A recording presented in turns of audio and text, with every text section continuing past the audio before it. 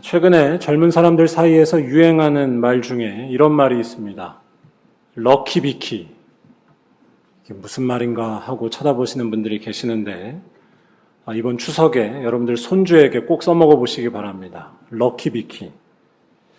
이 말은 한마디로 초긍정하는 모습을 의미합니다.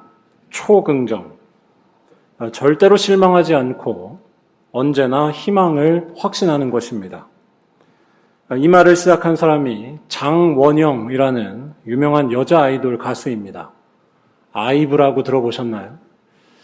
그런 가수가 있습니다. 네. 이 가수의 영어 이름이 비키여서 럭키와 비키를 합쳐져서 만들어진 말입니다. 다시 설명드리면 럭키비키라는 이 말은 상황을 전혀 다르게 볼 때 쓰입니다. 이를테면 꼭 사고 싶은 빵이 있어서 어떤 빵집에 들렀는데 그 빵이 다 떨어졌을 때가 있습니다. 앞사람이 남은 빵을 다 사가고 만 것입니다. 보통은 그런 때 인상을 찌푸리거나 운이 나쁘다라고 생각하기가 쉽습니다. 그런데 이때 럭키비키한 사고를 가진 사람은 이렇게 말합니다. 앞사람이 제가 사려는 빵을 다 사가서 너무 럭키하게 제가 새로 갓 나온 빵을 받게 됐지 뭐예요? 완전 럭키비키잖아. 제가 이 말씀을 드리는 이유는 이 럭키비키라는 말을 진정으로 할 수 있는 사람이 누구인지에 대해 말씀드리기 위해서입니다. 바로 우리 예수 믿는 사람들이라는 것입니다. 상황을 다르게 볼 줄 아는 힘은 단순히 긍정적인 사고방식을 가졌다라는 것에서 나오지 않습니다. 오히려 근거 없는 낙관주의는 자기를 부정하거나 속이는 것이 될 수 있습니다. 하지만 예수를 믿는 사람들은 자신의 현실을 부인하지 않으면서도 이 럭키비키를 외칠 수 있다는 것입니다. 여러분, 우리들은 세상 사람들이 보기에 좀 이해할 수 없는 믿음을 가진 사람들입니다. 지독한 절망과 용납할 수 없는 상황이 때때로 우리들에게 오지만 그 상황을 부인하지 않으면서도 무너지지 않습니다. 오히려 그 지독한 상황에 쩍하고 금이 가게 하는 것이 우리들입니다. 바로 예수 안에 있으면 하나님께서 우리와 그때에도 함께 하시고 언제나 우리에게 소망이 있음을 확신하는 것입니다. 불평하고 절망하는 것이 아니라 진정한 럭키비키를, 아니 아무도 말릴 수 없는 럭키비키를 외치면서 하나님의 사랑을 신뢰하는 것입니다. 그리고 이 이해할 수 없는 믿음 때문에 우리는 엄청난 일도 감당할 수가 있습니다. 이게 진짜로 무서운 건데요. 내가 고난을 받거나 심지어 나 자신을 낮추게 되는 일도 두려워하지 않는 것입니다. 하나님에 대한 신뢰가 사라지지 않기 때문에 절망과 고통을 당해도 욕을 먹어도 다 참을 수 있다는 것입니다. 확실한 것은, 남는 것은 하나님의 사랑뿐이고 거기에 대한 믿음이 분명하고 살아있기 때문입니다. 그리고 그러한 신뢰로 충만한 사람에게 하나님께서는 반드시 역사하신다는 것이 성경의 약속입니다. 회복의 은총을 주시고 모든 아픔에서 해방되게 하시는 것입니다. 왜냐하면 우리가 예수 안에서 붙들고 있는 그 확신은 거짓이 아니기 때문입니다. 우리가 붙드는 예수는 하나님께 결코 버림받지 않으셨다는 것입니다. 죽으셨지만 부활하셨고 수치를 당하셨지만 부끄럽지 않으셨습니다. 우리는 이 예수 안에서 하나님을 신뢰하는 사람들입니다.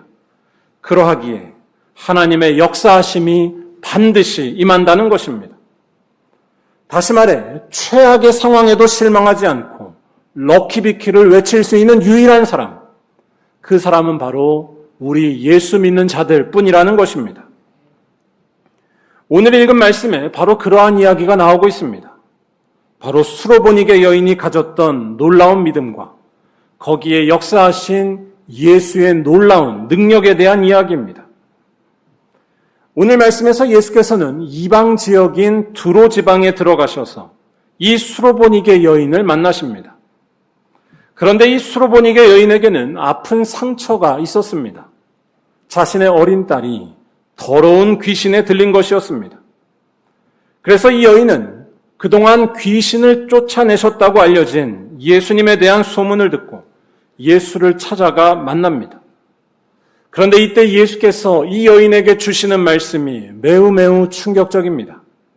바로 이 여인이 이방인이라는 이유로 그녀의 요청, 귀신 들린 딸을 고쳐달라는 엄마의 요청을 매몰차게 거부하신 것이었습니다. 27절에 예수께서 하시는 말씀이 나오는데 예수께서 하시는 말씀은 아주 모욕적입니다. 자녀로 먼저 배불리 먹게 할지니 자녀의 떡을 취하여 개들에게 던짐이 마땅하지 아니하니라. 일단 여기에서 말하는 자녀란 이스라엘 백성들, 유대인들을 말합니다. 예수의 말은 하나님의 백성이 우선이고 먼저라는 것입니다. 하나님께 자녀와 같은 이들이 이스라엘 백성들이기 때문에 그들이 배불리 먹고 그들이 은총을 입는 것이 먼저이지 이방인들이 먼저가 될 수 없다라는 것입니다. 이때 예수께서는 이방인들을 두고서 충격적이게도 개라는 표현까지 쓰십니다. 이방인들은 하나님께 있어서 자녀가 아니라 개와 같다는 것입니다. 그래서 개들을 자녀보다 앞서 대접할 수 없다는 것입니다. 예수께 나왔던 수로보니게 여인의 상황으로 말하자면 그 여인과 또한 그 여인의 딸을 두고서 개라고 면전에서 말씀하신 것입니다. 아주 모욕적으로 대하신 것이었습니다. 예수의 이러한 말씀과 예수의 이러한 모습은 우리를 혼란스럽게 합니다. 어떻게 예수께서 이렇게 공격적이고 인종차별적인 말씀을 하실 수 있을까요? 일단 예수께서 하시는 이 말씀에는 당시 유대 사람들이 가졌던 생각들과 또한 당시의 지리적이고 역사적인 배경이 담겨 있다고 할 수 있습니다. 이 여인이 살고 있었던 두로는 성경에서 하나님의 분노를 사는 대표적인 이방 지역이자 또한 당시 이스라엘 사람들에게는 원수와도 같은 지역이었습니다. 정확히 말하자면 예수의 고향이자 출신 배경이 되는 갈릴리 땅과 적대적인 관계에 있는 곳이 이 두로 땅이었습니다. 그 이유는 경제적인 문제 때문이었습니다. 무역 도시였던 두로는 갈릴리 땅에서 나오는 농산물을 값싸게 사서 다른 곳에 팔아 이익을 많이 남기던 무역 도시였습니다. 뭐라고 할까요? 물건을 사주지 않으면 중소기업을 망하게 할 수도 있는 힘 있는 대기업 같은 곳이었다고 할까요? 즉 이스라엘 사람들이 살고 있었던 갈릴리 땅은 이 두로가 농산물을 사주지 않으면 먹고 살아갈 수가 없었습니다. 값을 싸게 부르더라도 방법이 없는 경제적인 착취와 지배 관계에 있었습니다. 그러면서 두로 사람들은 점점 부자가 되는 것이었습니다. 이런 상황에서 갈릴리에 살고 있었던 유대 사람들이 이 두로 사람들, 이방인들을 향해 분노하며 불렀던 별명이 바로 개였습니다. 본래 이방인에 대한 경멸의 마음도 있었지만 거기에 경제적인 억압에 대한 분노가 더해 이 말이 나온 것입니다. 예수께서 이 수로보니게 여인을 향해 개라는 표현을 쓴 것은 바로 그런 배경 때문이었습니다. 예수 역시 갈릴리 출신이었기 때문입니다. 그런데 아무리 그렇다 하더라도 다른 사람도 아니고 예수께서 이런 표현을 쓰셨다는 것이 잘 이해가 되지 않습니다. 어떻게 예수님께서 이런 표현을 쓰실 수 있을까요? 한마디로 오늘 말씀은 이해할 수 없는 예수에 대해 전하고 있습니다. 하지만 이해할 수 없는 예수의 모습이 오늘 말씀을 이해하는데 결정적인 걸림돌이 되지는 않습니다. 오늘 말씀에서 중요한 것은 예수께서 왜 그런 말씀을 하셨는지에 있지 않기 때문입니다. 오늘 말씀에서 중요한 것은 이 이해할 수 없는 예수의 말씀 앞에서도 믿음을 잃지 않고 오히려 하나님의 뜻을 붙들고 있었던 이 여인에게 있기 때문입니다. 바로 그때에도 주님을 의심하지 않으며 그때에도 주님을 신뢰하고 있었다는 것입니다. 여러분 잘 생각해 보시면 좋겠습니다. 우리들의 삶에도 때때로 예수께서 하신 충격적인 말씀, 충격적인 일들이 들려오거나 나타날 때가 있습니다. 모든 상황이 전혀 이해가 되지 않는 것입니다. 제가 드리려는 말씀은 그런 충격적인 일이나 충격적인 말씀에 옳고 그름에 대한 것이 아닙니다. 아니 그래도 어떻게 그런 일이 일어날 수 있느냐라고 물으신다면 이렇게 한 말씀 드릴 수 있습니다. 하나님의 세계는 궁극적으로 감춰져 있으며 하나님께서 하시는 일에 대해 우리는 다 알지 못한다는 것, 우리가 다 알지 못하는 것이 분명히 있다는 것입니다. 우리들의 경험과 논리적이고 합리적인 것, 그리고 증명 가능한 것만을 참으로 믿는 것이 우리들의 보통 사고방식입니다. 그런데 그걸로 다 파악할 수 없는 것이 우리 삶의 실체이며 이 세상살이라는 것입니다. 여러분, 시간이 지나야지만 알 수 있는 것들이 참 많습니다. 여러분, 이런 말이 실제적으로 들리시나요? 이 말을 거꾸로 하면 이렇게 말할 수 있습니다. 지금 우리들의 논리와 합리성으로는 다 설명할 수 없는 놀라운 세계에 대해, 그 진짜 세계에 대해 알게 된다면 그동안 이해할 수 없었던 문제에 대해 언젠가 알게 될 것이고 언젠가 소화할 것이고, 무엇보다도 그런 문제가 때때로 오더라도 전혀 근심하거나 절망하지 않게 된다는 것입니다. 바로 충격적인 일들 앞에서도 하나님의 사랑을 의심하지 않으며 받아들이기 어려운 상황에서도 하나님의 함께하심과 도우심을 신뢰하는 것입니다. 눈앞에 드러난 것, 겉으로 드러난 것이 절망과 모욕, 이해할 수 없는 것이어도 하나님은 여전히 나의 사랑이라는 것입니다. 오늘 말씀에서 수로보니게 여인이 보인 모습이 바로 그런 모습이라고 말할 수 있습니다. 예수께로부터 모욕적인 언사를 들은 그녀가 28절에서 하는 말을 잘 보시기 바랍니다. 여러분 같으면 누가 여러분들에게 개라는 표현을 쓰고 나서 말을 했을 때 이때 어떻게 답을 하시겠습니까? 수로보니게 여인은 예상치 못했던 대답을 합니다. 주여, 올소이다마는 상 아래 개들도 아이들이 먹던 부스러기를 먹나이다. 일단 이 말에서 이 여인은 예수께서 하신 말에 대해 부정을 하지 않고 있습니다. 주여, 올소이다마는, 이 말이 무슨 뜻이겠습니까? 자신과 자신의 딸을 개라고 부른 것, 경멸한 것에 대해 부정하지 않는 것입니다. 여인의 이런 반응이 자학하는 것처럼 들릴지 모르지만 이것은 자학이 아니라고 할 수 있습니다. 자학이 아니라 초월이라 할 수 있고 분명한 현실 인식이라고도 할 수 있습니다. 내 삶에 항상 내가 바라는 일만 일어나는 것이 아니라 하나님께로부터 거부당하는 것과 같은 일들도 일어날 수 있다는 것입니다. 정확히 말하면 내가 잘 이해할 수 없는 일, 받아들이기 힘들고 전혀 모르는 일이 일어날 수도 있다는 것입니다. 바꿔 말해 내 삶이 나의 지식과 이해와 경험으로 다 소화할 수 있는 것이 아니라는 것을 인정하며 바라보는 것입니다. 바로 내 인생과 역사의 주인은 내가 아니라 하나님이라는 사실입니다. 자기의 삶을 자기의 것으로 보지 않는 것, 자기가 통제 가능한 것으로 보지 않는 것에서부터 참으로 대단한 모습입니다. 그런데 이 여인의 훌륭함은 여기에서 그치지 않습니다. 더 위대하고 더 확실하고 더 현실적인 무서운 고백이 바로 그 다음에 이어집니다. 우리 다 함께 28절을 읽어보도록 하겠습니다. 여자가 대답하여 이르되 주여 올소이다마는 상 아래 개들도 아이들이 먹던 부스러기를 먹나이다. 아멘. 여기서 여인은 아무도 생각하지 못했던 말, 놀라운 믿음을 고백합니다. 상 아래 개들도 아이들이 먹던 부스러기를 먹나이다.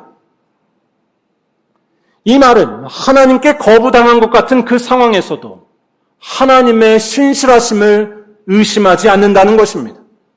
하나님의 돌보심이 그때에도 분명히 있다는 것을 믿는다는 당당한 말입니다. 눈앞에 보이는 것은 이해할 수 없는 일들 뿐이고 모든 것이 실망스러운 것들 뿐이지만 거기에도 하나님의 선하심과 돌보심이, 그의 버리지 않으심이 있음을 믿는 것입니다.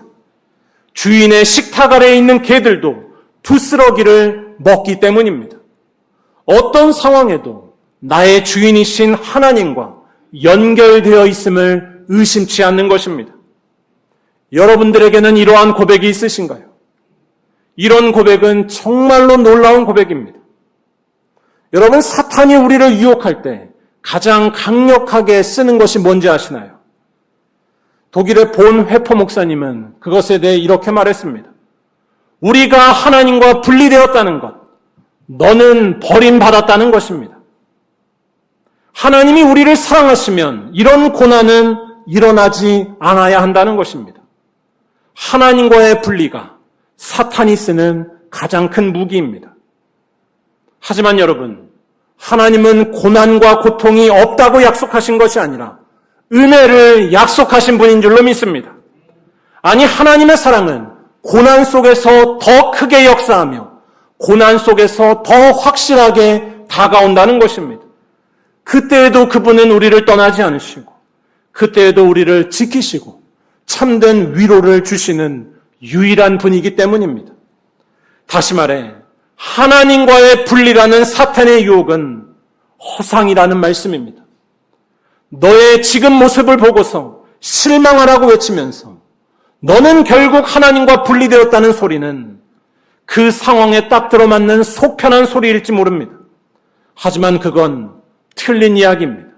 하나님을 모르는 소리며 우리들을 파괴하는 소리에 불과하다는 것입니다.